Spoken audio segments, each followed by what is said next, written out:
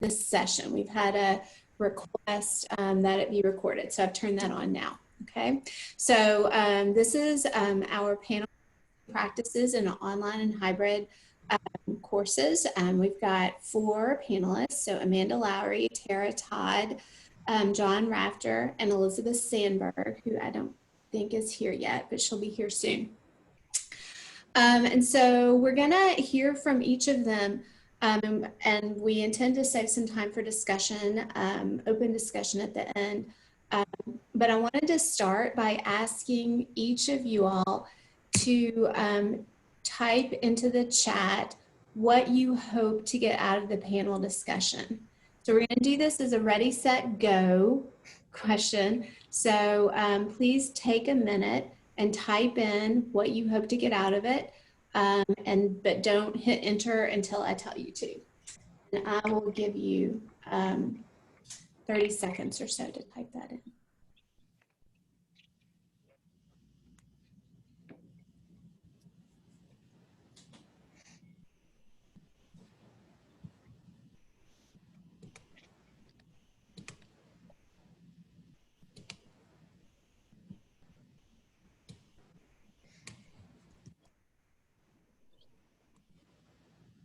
Okay.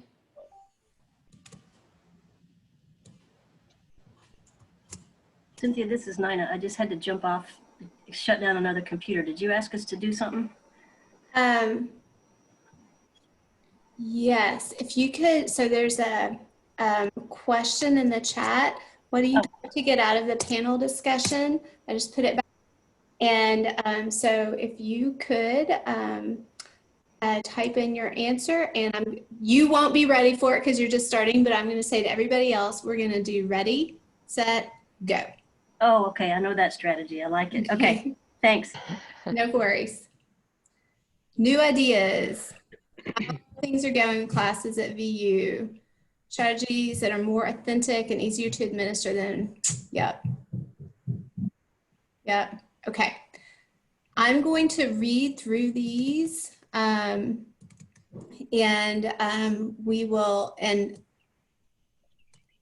will ask the panelists questions to try to elicit answers to those if they don't come up naturally, okay?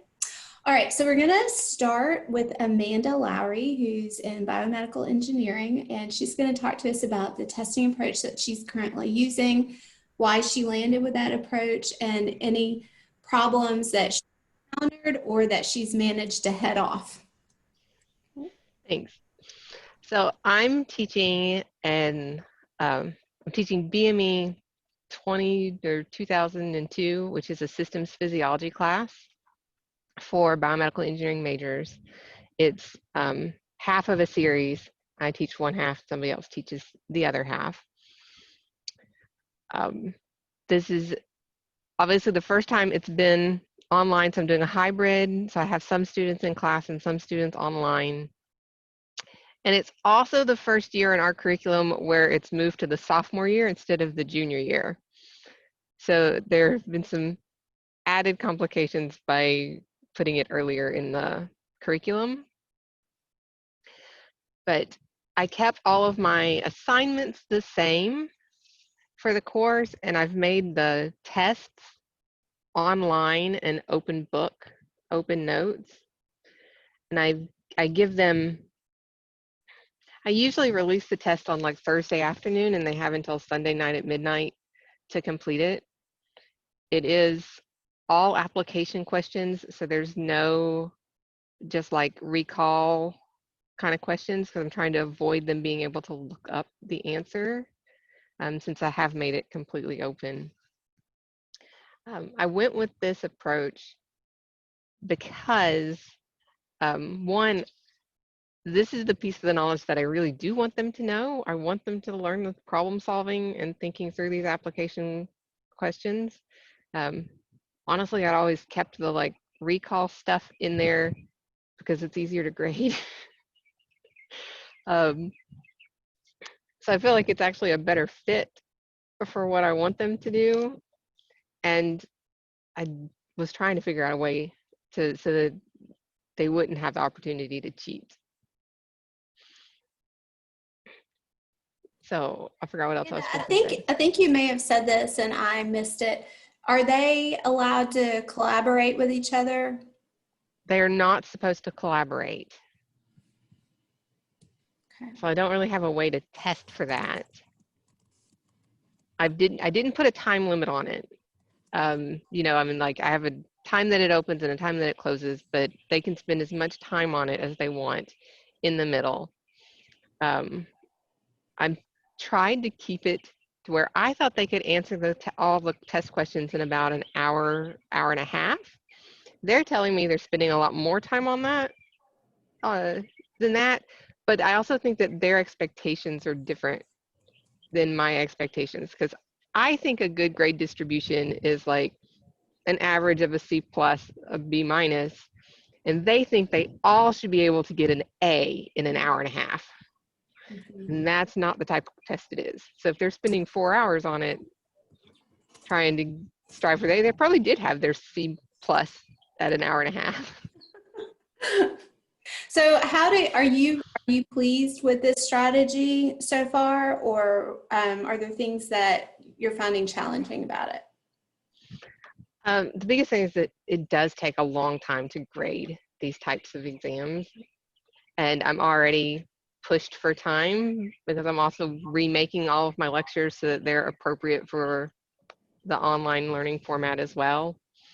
And so it's hard to, and I don't want to let my TA grade the test, because as you go through it, you figure out where they messed up or what they read differently, and, you know, adjust your grade distribution or, you know, your points.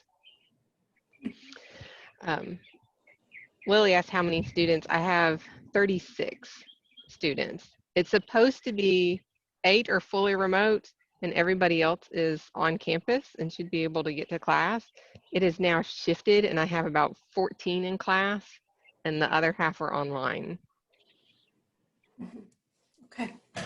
And one more question and then we'll move on and hear from Tara. But how are the students feeling? So I know you said the students say it takes a long time, but how do they feel about this as a method to assess their understanding? So I've done some spot checks with them, and I told them up front that I was trying to model the thought process that I wanted them to use on the test during class. And so I asked them things like, do you feel like this is material that I covered in class? Do you feel like you were prepared to answer these types of questions? And so far they're saying yes, maybe because I'm just asking them directly and it's not anonymous. But I have tried to model the behavior. And then I also, like, when I'm making my rubric, I use my slides in the book to answer the questions and no outside information. So even though it has some crazy scenario about some pathological condition they've never seen before, I'm not asking them to go be experts on that. I'm telling them use the slides and use the book, period. Yeah, that makes sense. Just a point of information, I did a survey with my students. I dropped a Google form into an announcement the other day and doing like this sort of mid-semester check-in, and my response rate was huge. And I told them that name was optional, right? They didn't have to. So if your spot checks sound like they're giving you good information, but if you want something where you don't worry about the lack of anonymity being an issue, I found that was quick and easy and effective. So, thank you. So Tara, why don't you tell us about your approach? You're muted. This semester, I'm teaching one of the sections of general chemistry. So that people understand, we have about 770 students enrolled in 6 sections, and they take a common exam. Just to give you a bit of a caveat, when we moved to online last spring, and we had no choice but to give them an online exam, it was a nightmare and it was a disaster. I think giving the exam was equally, if not more stressful than them taking the exam when we moved to online. And so we were trying to figure out how to actually give them an exam that would be a better experience, because what we found were the stressful things were the technology that none of us could control. Like I couldn't control their connectivity. Sometimes they couldn't control their connectivity. And that was adding stress to an already stressful situation. So going into the semester, we requested doing in-person exams, which we are doing. So we give the exam to the majority of the students in person. The ones that are remote are obviously online, but they get the same exam. So for the in-person students, we have them spread out over 20 classrooms. That will be tonight. We use all of our faculty that are teaching the course, plus all of our lab TAs and discussion TAs to proctor those rooms. And honestly, my students are all in the Student Life Center. So I get 105 students in one section, but the tables are huge. So I will give you a little bit of feedback about that in a moment. But what it has given us is a little bit of stability from the standpoint of the students are not having to struggle with technology. Now, the ones that are remote and anybody who's in quarantine join a Zoom call before the exam time, and we have 3 or 4 proctors. No, it's actually 4 or 5 proctors tonight for the students who are online, and they're broken into breakout rooms. And we give them we push the exam through the Zoom chat, and then they stay on the Zoom meeting. They take the same exam. We give the students, all of them, regardless of in-person or online, we give them an exam, and we give them an answer sheet. And the answer sheet, they show their work for the part we want to grade their work, and then there's other parts of the exam that we only want their answer, and we're only grading their answer. And the reason why we're doing that is because we're using Gradescope to grade. In the past, we spent Fridays from about 8 a.m. to 3 or 4 p.m. grading all of the exams cramped in a room by hand grading with all of the TAs and all of the faculty. And knowing the current health crisis, we couldn't do that. So we moved to Gradescope, which John Rafter actually helped rally the troops, I should say, to encourage Derek Bruff's move to Gradescope, which has been genius. Anyway, so I can talk more about Gradescope if you want to know that. But what we've seen from the students, there's still the stress of the getting connected online. But once they're online and they've joined the Zoom meeting, they're still taking effectively a paper exam. So they don't have to worry about forwarding through questions. Yes, there's a time limit, but it's the same 2-hour time limit that all of the rest of the students get. And then they just have to submit, single submit one PDF file. So it's not as complicated as what we were doing in the spring. Plus, when they're on Zoom, and I found this out by accident in the spring when I had to monitor a student by Zoom, they're able to put questions in the chat. So if they run into a problem, they can communicate with you. Where when we were using, I'm forgetting what it's called now, but the other thing that we can do through Brightspace, they couldn't communicate with us.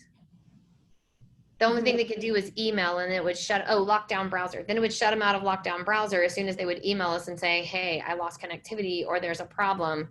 And then they couldn't ever ask us a question. But now they can ask us questions, which leads to a little bit of, a little bit of easing their nerves. Yeah, absolutely. And Tara, so the students who are taking the exam in person, do they have that same answer sheet? Yes. And do they take a picture and upload it? You do that? No. What we do, and it's, okay, so I saw that Tim McNamara threw in there that what is Gradescope? Gradescope is really difficult to explain and incredibly easy to use. Although I will tell you, the first exam experience, I was ready to throw in the towel and I was really stressed out about it, but it's so much easier. But the answer sheet is formatted with boxes where on Gradescope you select where those boxes are, and Gradescope is going to look on those answer sheets for the answers. And so what we do is I collect the answer sheets and the exams just in case something goes wrong in the scanning process. We put them in packs of about 25 students per, like by section.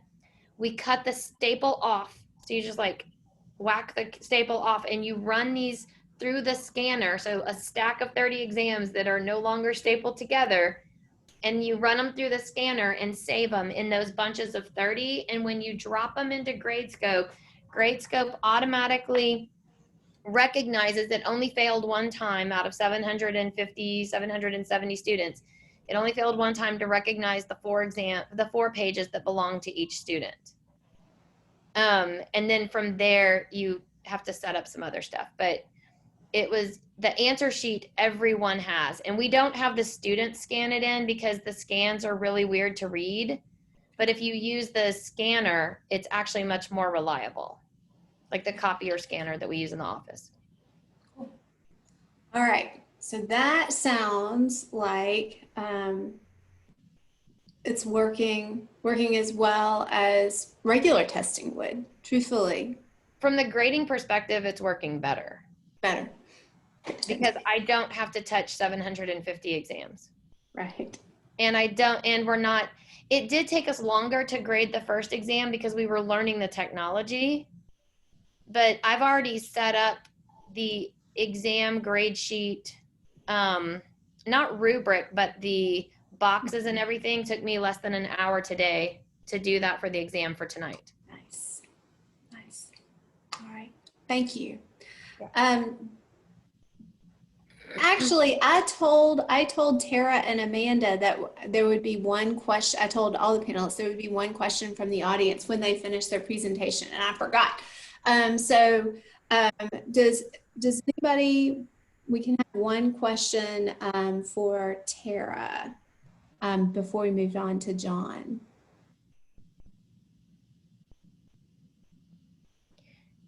Okay. So there were some questions about formatting in the chat. One was like, so the exams are traditional hard copy. The answer to that is yes. And we make the exams one color and the answer sheets white so that it's an easy for my brain to go, I need all the white sheets in one stack. Mm-hmm. And then for format answer sheet, is there any issues with remote students printing off? Absolutely. Weirdly enough, we have remote students that don't have access to printers. The nice thing is for the students who are quarantined, the housing office will deliver the answer sheets to them on our behalf. So I get to walk some answer sheets over today, and they're going to deliver them to any of the students who are in quarantine. I wonder, never mind. Okay. All right. Thank you. Any one question for Amanda?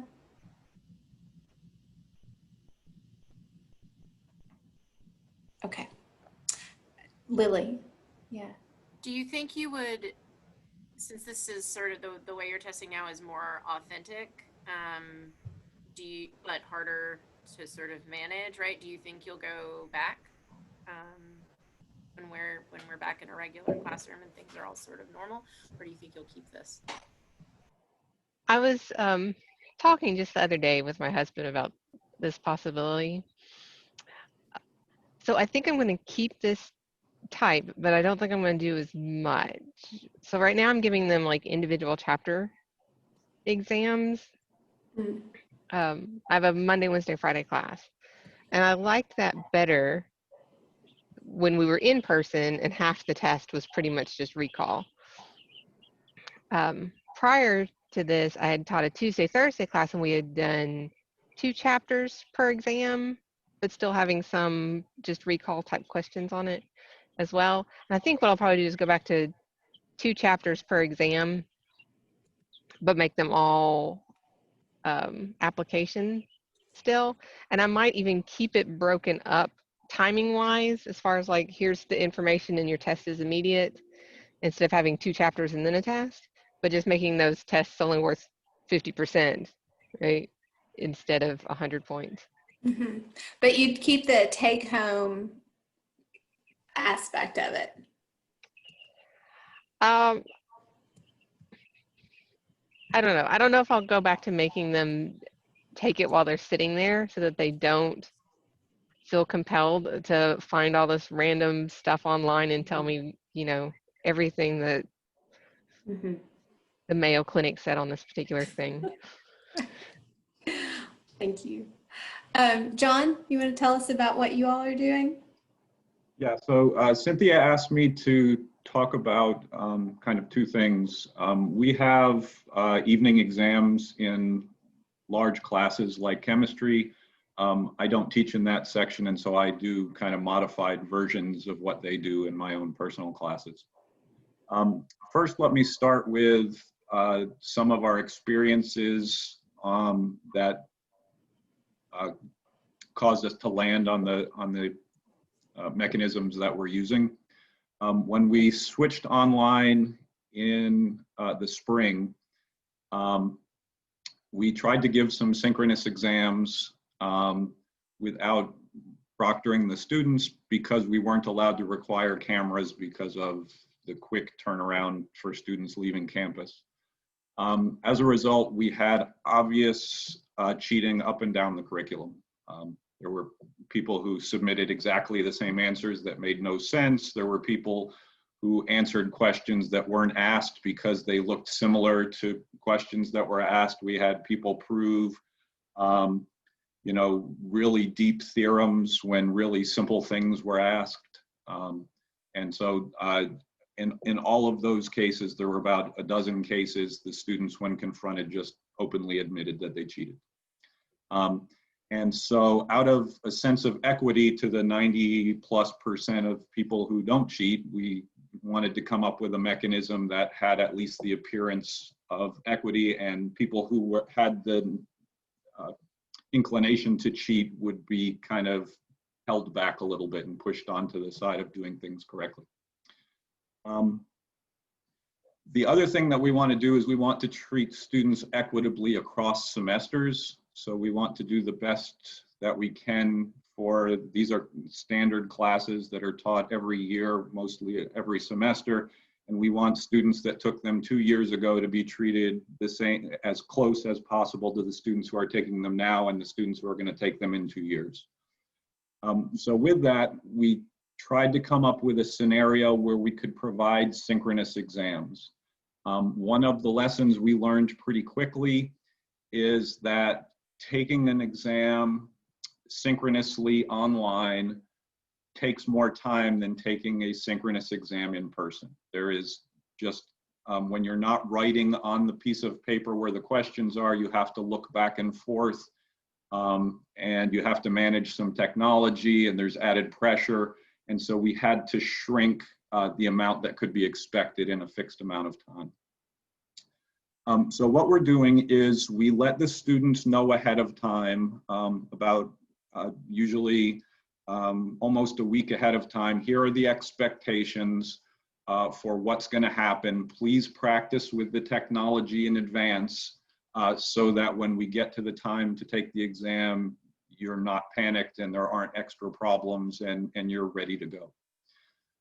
So in the common evening calculus exams, everything is done online. All of the students take things online, and there are 3 or 4 technologies that we have to use to make this work. The first is Zoom.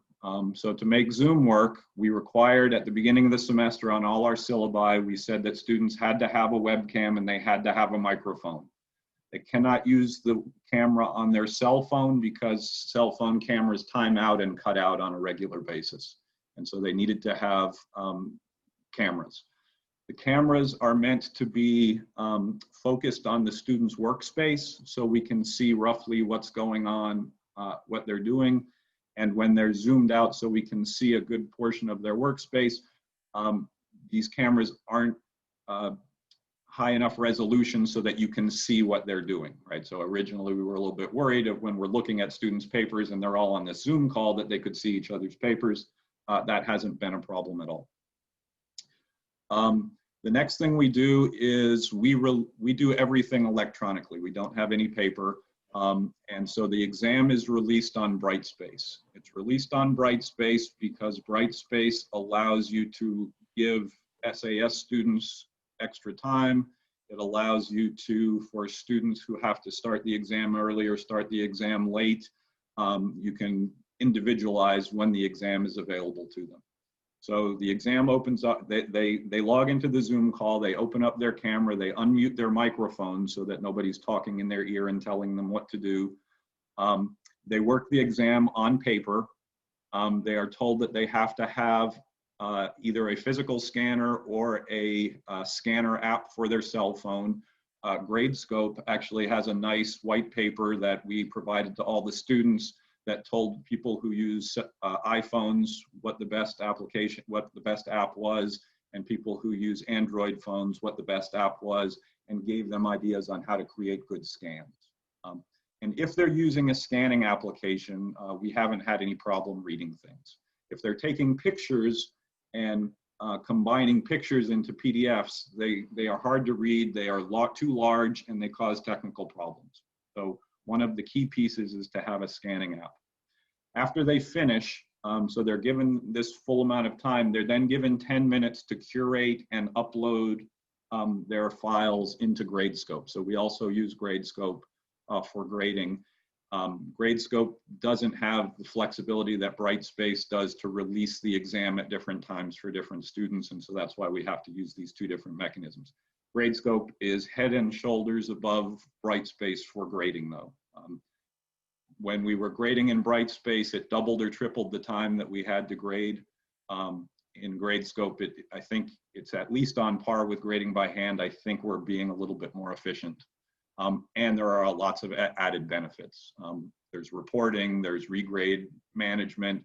One of the great things is you create rubrics and you just click on the rubric for each student.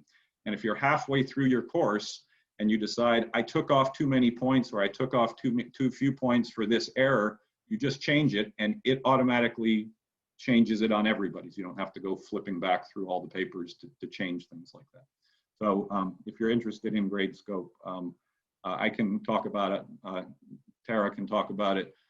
Julie Johnson in CS is the expert. So if you really want to know, you should ask her. She taught me what the little bit I do know. So they have 10 minutes to curate this, upload their PDF to Gradescope, and then within Gradescope, you have to say which problem is on which page of the PDF, and so they do that. And we haven't had any trouble. 10 minutes, as long as they have reasonably small files, the vast majority of students get it done and in place. Some of the challenges, of course, are SAS students. So we have students with reduced distraction environments. We have to allow them to mute their microphones because we don't have other mechanisms.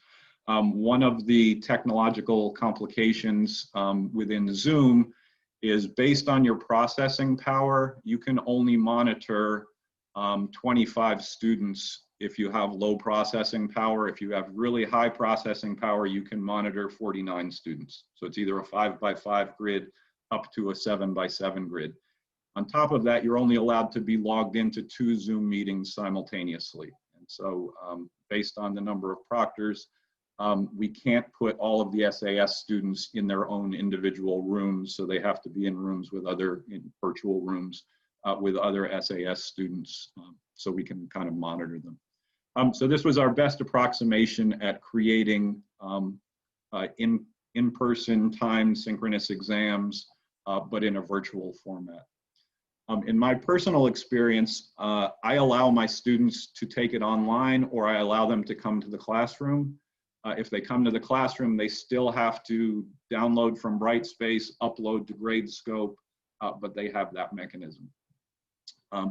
A slight aside based on some of the questions that I've been asking.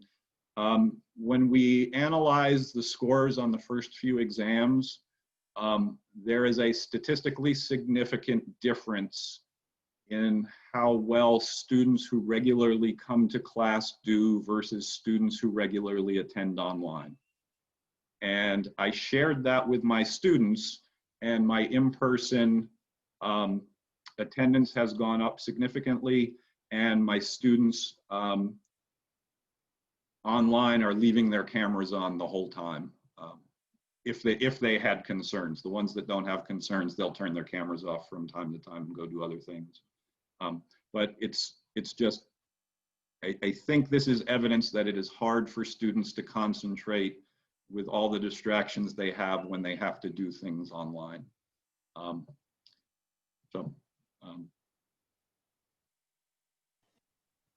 Thank you. Any questions for John? Or one question for John, Alice? That last thing you said was really interesting about the online students versus the in-person students. I wonder, is there a difference between the online students who are online because they can't get into the US versus the students who are online because they just decided to go online but they live on campus?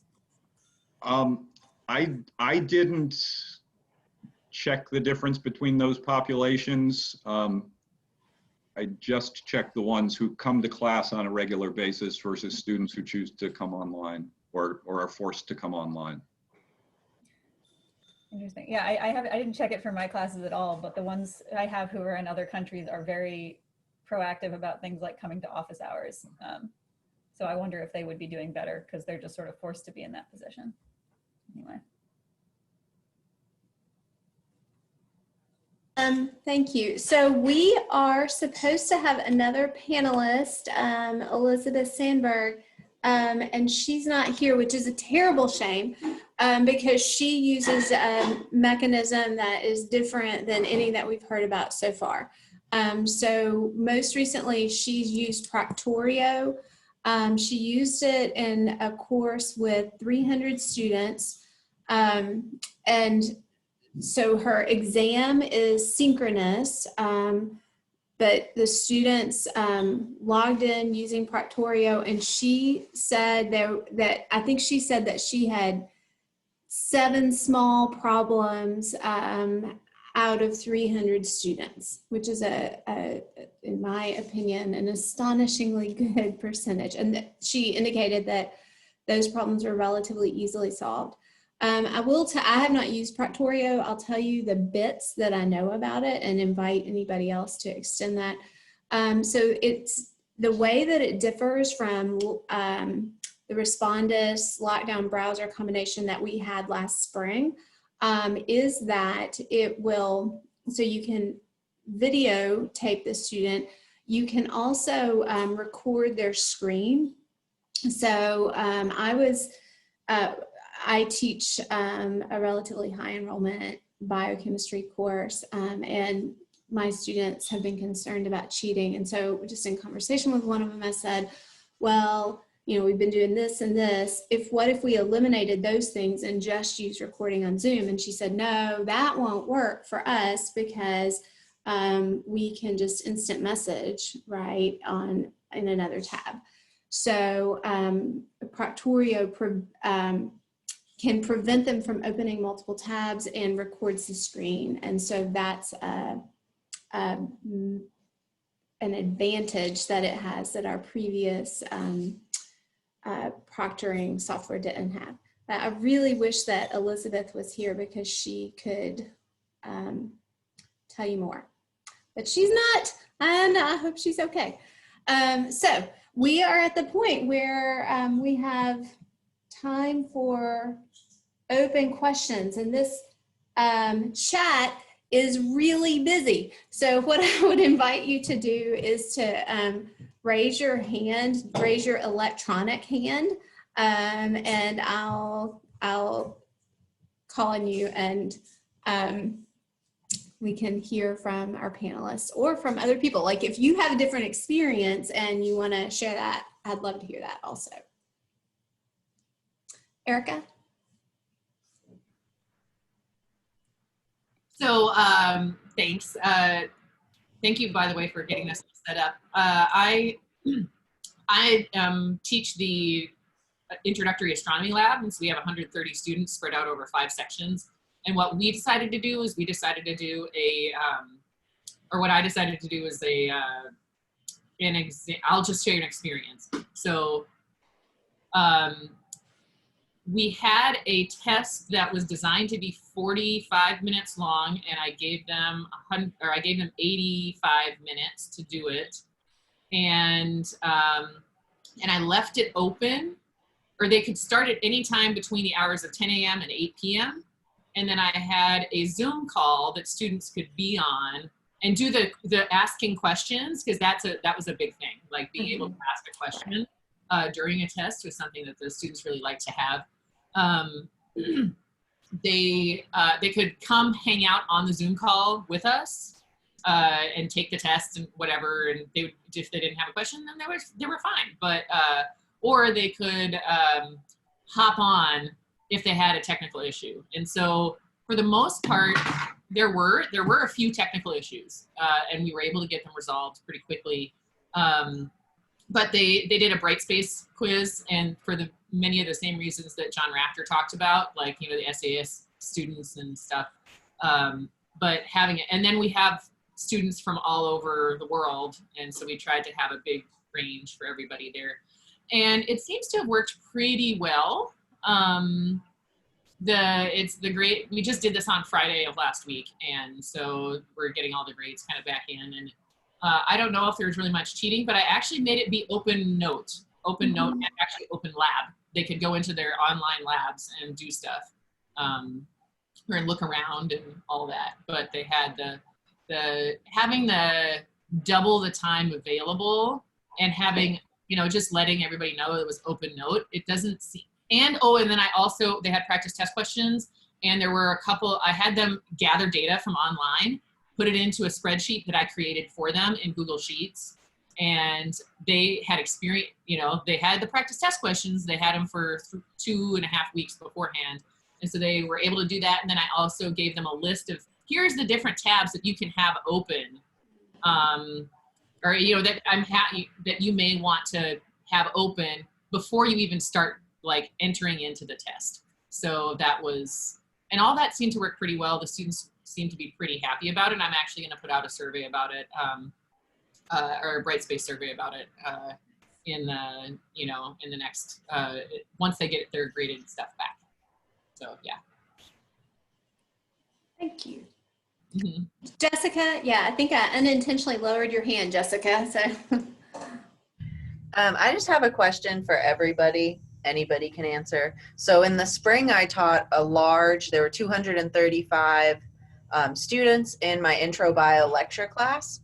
And I had, it was a quick turnaround, quick changes. So I did an all multiple choice Brightspace exam. I'm curious, people that are incorporating new technologies and whatnot, if there are differences in your grade distributions, because I teach with other sections and we need to like keep everything kind of on par. And I know Chem gives the same general exam, but we all give different exams in our classes. And I was wondering if your grade distributions seem inflated, deflated, anything?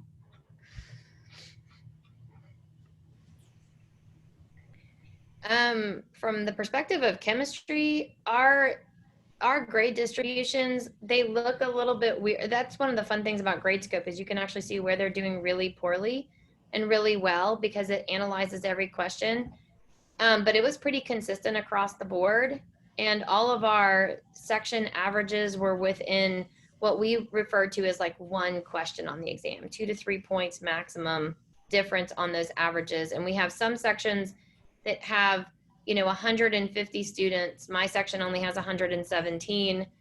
But I know Alyssa's on the call, and she teaches organic, and they don't give a common exam, but they have multiple sections. So maybe she can comment on that.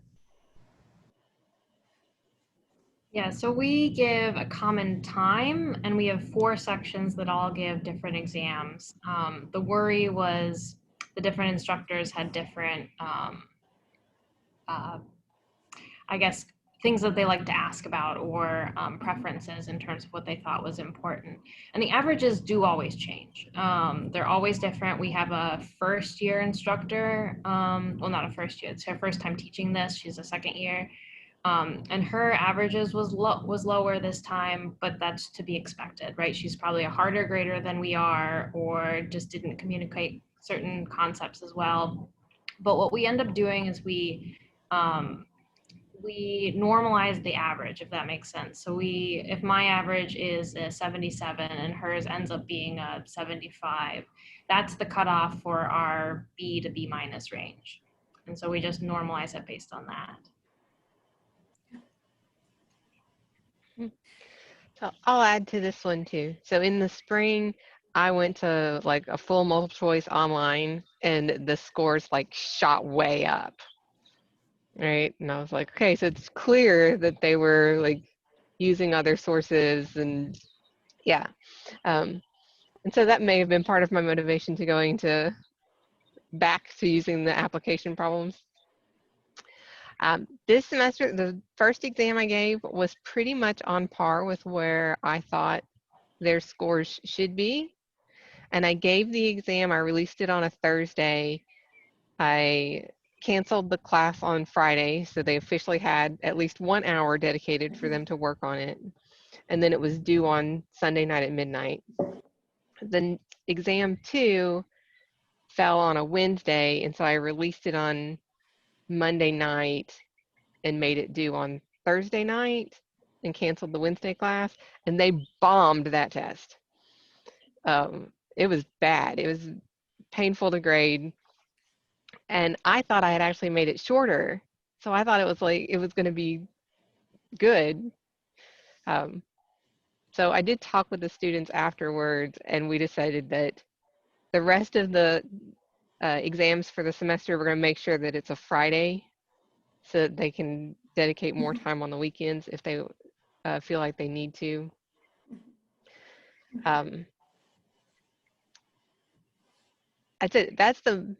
That's one thing that has changed is I haven't looked at their exam 3 grades yet. They just turned those in this week. So I haven't started grading them yet. And then the other thing is that these are sophomores, and they didn't seem to take me seriously when I said, this is the time frame for the exam. And I said, and you have Friday to do it, and you have canceled the class. I said, don't wait till the last minute.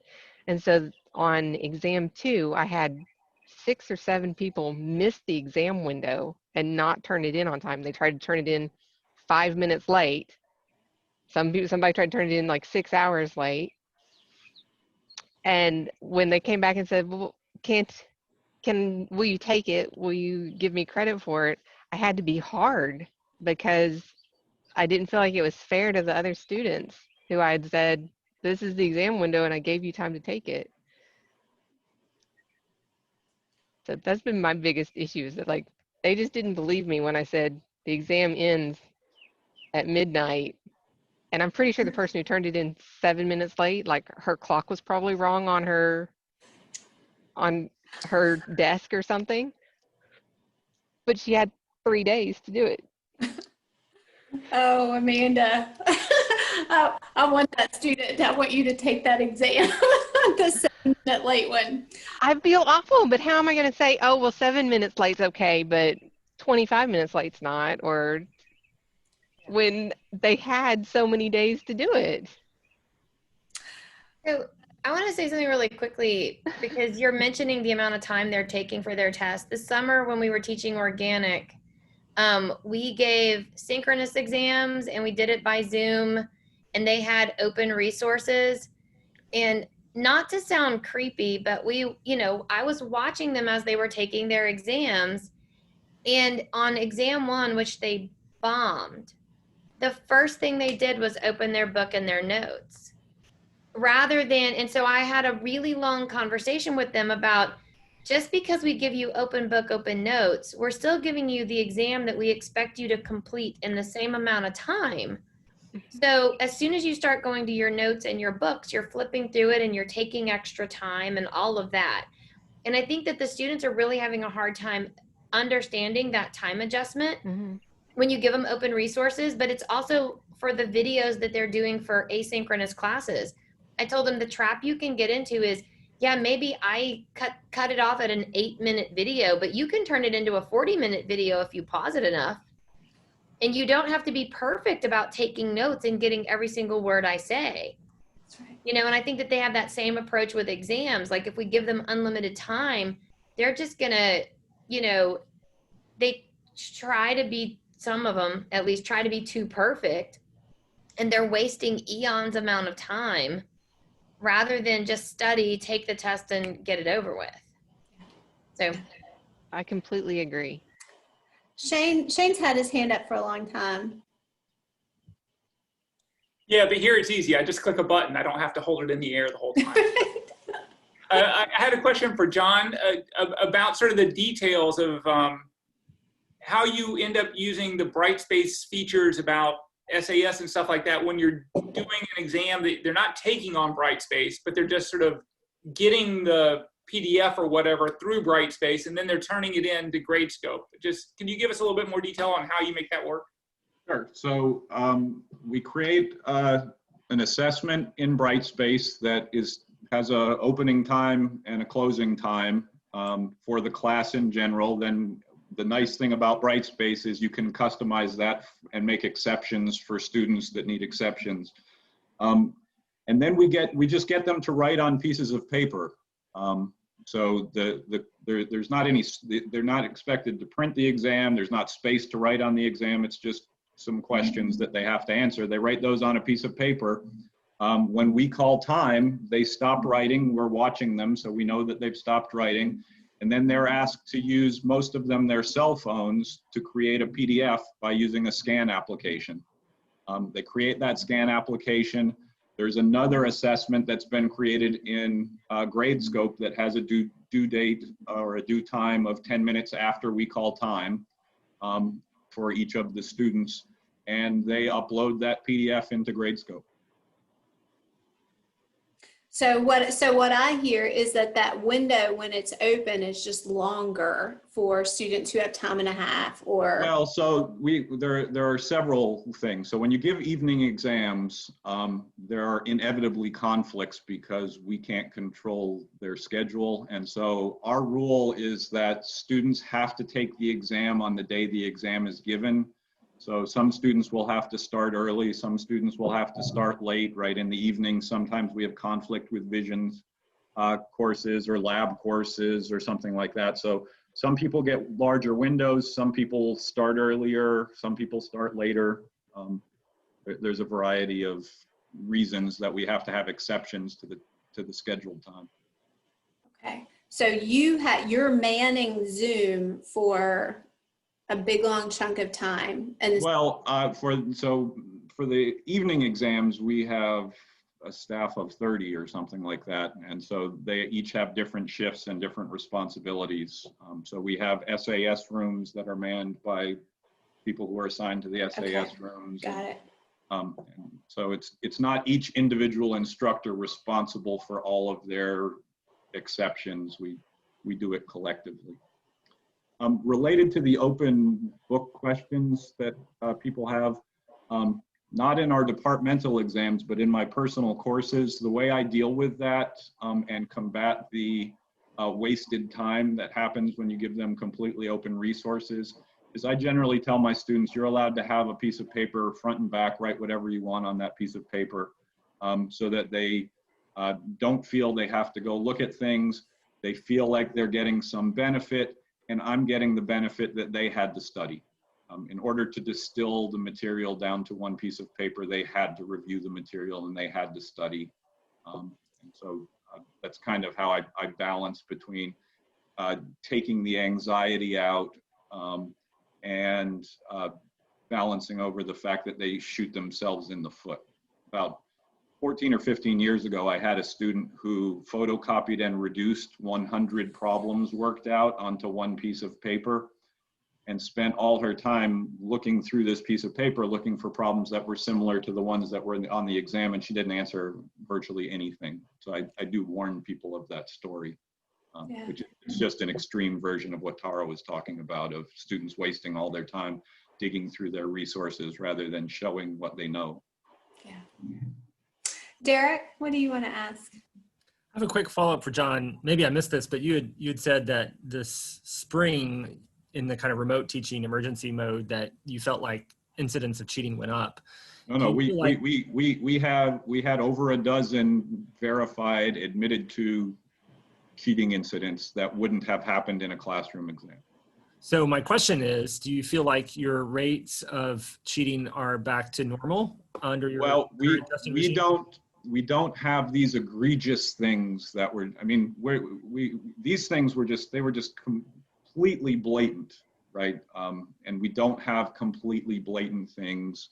We watch the students kind of, not as hawkishly, but we watch the students. They're not on their devices very long. They look at them every once in a while to look at a problem, but most of the time they're spending their time writing. And so if they're cheating, it is very, very elaborate. And you know, in a regular semester, there are very, very elaborate things, right? We've caught people sending in surrogates to take quizzes and tests in the past, right? And so, you know, you have people who try to do things like that. That's not what we're out. We want people to feel that in general, they are in an equitable environment, and this is just a push to do the right thing. Whereas when we just sent them off and they were completely unmonitored and they were in a terribly pressured scenario, we were kind of pushing them to do the wrong thing. And so we want to keep them on this side of the fence. Erica asks, she says she's had issues figuring out how to use Gradescope with assignments that are not all formatted the same. Like, so do you have a resource that helps figure out how to make that work? So the key to that, so none of our assignments are formatted. We are completely opposite from chemistry. Everything that's turned into us is completely free form. The mechanism within Gradescope to deal with that is to get the students to associate which page contains which problem. And it's better to get them to try not to cross pages with problems. So it's okay to have two problems on the same page. It's easy to miss that there is a second page to a problem because of the way Gradescope works. You have to move your mouse to be able to see the controls. If there was just something that made it very clear that there was a second page, life would be pretty easy, but it's not. Other than that, we have, you know, the also nice thing about Gradescope is it forces you to grade one problem at a time. So you have to grade all of one problem for the whole class in a pass. And so that helps kind of keep consistency, and it makes things anonymous. So just to clarify, our grade sheet, we do have an answer sheet that has boxes for things like multiple choice.